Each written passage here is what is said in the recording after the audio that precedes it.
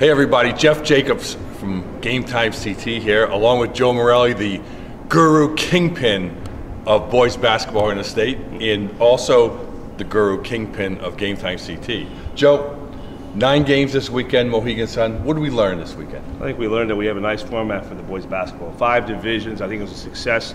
The Division I tournament was insane, as you wrote about this week.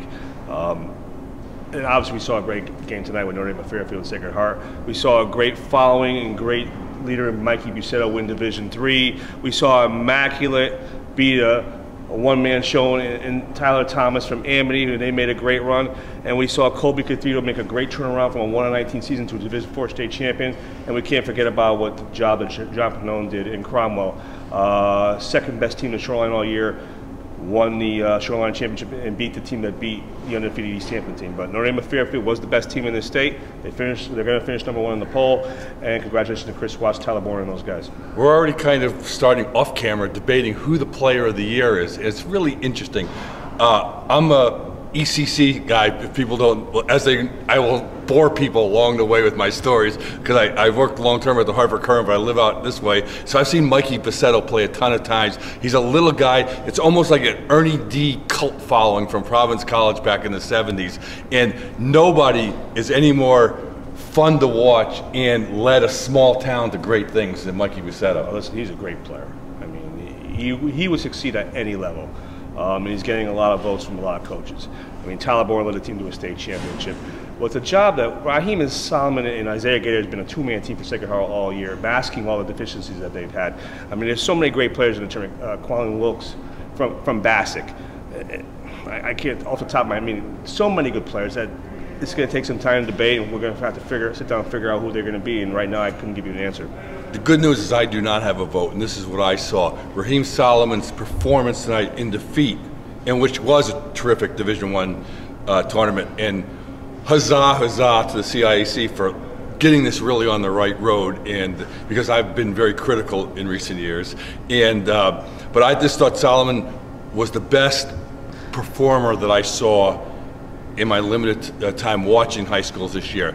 Having said that, Mikey Bucetto, no one's more valuable to his team or more fun to watch, but let's screech the brakes.